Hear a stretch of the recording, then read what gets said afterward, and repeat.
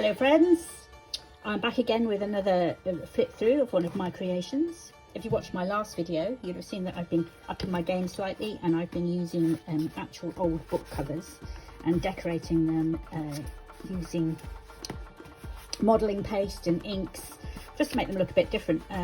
So let's have a look through this one. I'll pop a link to the previous video in the comments and you can have a look. So we'll open up. This is very similar to the last one, isn't it? It's quite witchy, it's like a spellbook grimoire.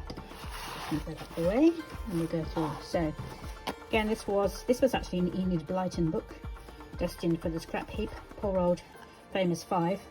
And before it got thrown away, I nabbed it and I painted it, used black gesso on this one, then the modelling paste, and then lots of different inks, different types of spray inks, and splattered them with ink tents, and just, yeah, generally had a lot of fun with this.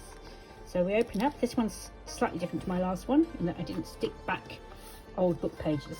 So what I did was take everything out, and then I've created a new backing cover and used the same paper for some of the elements throughout. So let's take a look. This is an invisible paper clip which tucks in a little slot in there, and then this is just a bit of fun. So you open it like this, so you've got somewhere to write. You can open it like this, again, somewhere to write, and you can open it like that. So that's just a little bit of fun to start us off. As usual, there are hidden tuck spots aplenty in here. Here's one of the tarot cards that I've distressed. These were brand new, but as you can see, they no longer look brand new. Lots of attacking with sandpaper, creasing, distress inks, and then there's a slot for an old looking spell, maybe tucked behind there. This paper looks quite authentic, doesn't it? It's just some scrapbook paper I picked up. And then I like to layer things up, so there's an extra layer on there, and make everything cohesive by splattering, spraying, just so that it feels like it's been sitting here and I've been making a spell, and bits of it splattered everywhere all over the place. Some of it's just luck, the way it splatters. I quite like how that turned into that curve there, which draws your eye in really nicely. I'd like to say I did that on purpose, but it was pure accident. So we'll open up inside. I've used some of the same ribbon that goes around the outside to make a little pocket, and in the pocket we've got another tarot card. That's a little stick on the back, and a mini book in here. There's some of these botanical vellum sheets, and then this is Lost inside. And just a little mini notebook in there. The outside card is something that I made just using loads of different layers of ink, and of course there's a little tuck spot behind there with another of my homemade tags. That's what it looked like when it started, and that's what it looks like by the time I finish with it. So there's different inking and stamping and spluttering all on there. Now these are fun. I learned how to make this the other day by watching Natasha from Treasure Books. So this is a bit of a laugh. So you open, this basically is a number of sheets all folded on top of each other. So each one opens, and then the one beneath opens, and then it just keeps going, and you just keep opening. I'm going to open them all now. Well, yeah, let's open them all now. There we go. I think I did fold one slightly wrong, I think. No, there you go. And then you get to the final one, which is a big one, and it opens up. That's A4. And these are tea dyed papers, and then I've added bits of extra ink splatters to give them interest. So these are nice places where you can write inside, gradually getting smaller and smaller, or taller and taller, depending on which way you go. So that's a bit of fun.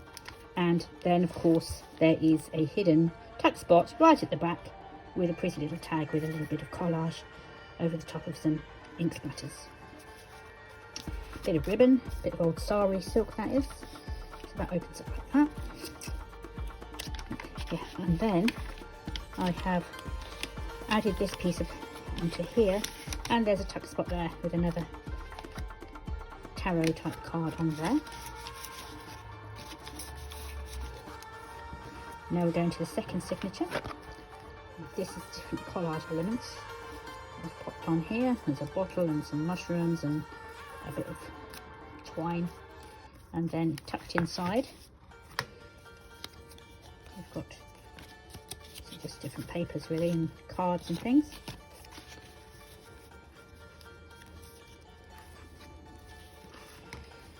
Some places to write, all aged and grunged with different inks.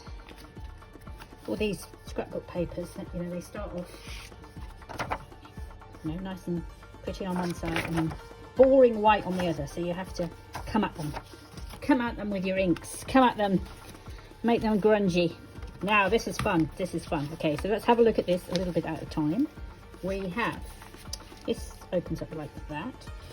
This is a little bit of string which you can tuck pieces on, and there's a collaged mushroom on there. This side again we've got some collage. I've collaged in the owl and the feather. Now see if I can get this on camera. So what happens now is it lifts up and folds out. So let's look at each one of these individually. This is some rolled up papers wrapped in lace, just to add a little bit of a raised texture, bit of interest, a bit of collage, and then I've just sprayed some of these papers, these scrapbook papers. But if you open it up this way, you've got places to tuck spots. So again, hand-made or hand-designed tags. So that's a bit different, quite like that. Then we turn the page over and we've got more little tuck spots.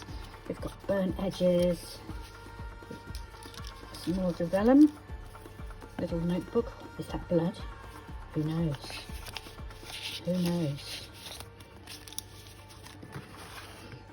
Fake hinge in there.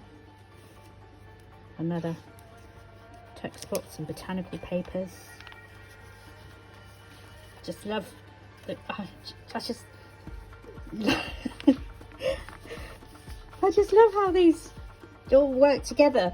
They take so long, these books, and they are a complete labour of love. But things like the burnt edge here ties in with the burnt edge here. You just have to try and make things balance to make things work together. And finding the right things takes time. You have to, you know, go through. When you've got a big stash of stuff like I have, it takes forever to go through and find things.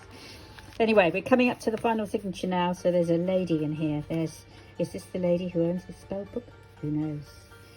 I've used some old muslin which I've dyed and grunged up and stuck a frame on there just to make that back page a little bit more interesting. And then again, that looks to me like blood. What do you think? Especially next to a skull. And there's a little pocket here, and inside are some tags. I think these are all, yeah, these are all double-sided tags. So we'll tuck it there. Tuck it over there. A few places to write. Again, grunged, ink splattered. Just love that. I felt that it didn't really need anything else, although I couldn't resist giving a few extra ink splats, but some of them were part of the design and some of them I added in.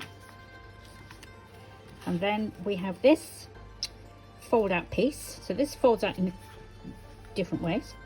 As you can see, it's got little pockets and little places for tags. So it goes that way. And everything also goes this way. And I've done some stamping, it's tea dyed papers I've made. I think if you added up all the hours that have gone into making this, if you add in as well all the tea dyeing of the papers, yeah, it just takes forever. But I love it. You know, I sell these journals, but if you were to work out an hourly rate for how long they take to make, it's, yeah, way below the minimum wage.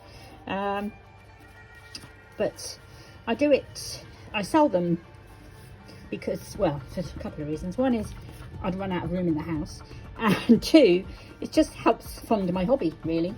I don't think I'm ever going to be able to retire on it, but I do like being able to send them out into the world and hopefully go to a happy home. So we're nearly done now. Just got more layers here, just gives a bit of interest. And finally, we've got this accordion style pocket here, and I made little bottle shaped tags to go in each of these pockets in here. And so that is it. That is the end of this flip through. I hope you enjoyed that, and do drop me a like and a subscribe if you'd like to see more. It does help motivate me to make these videos if I know people are watching them and enjoying them. Thank you all very much, and see you next time.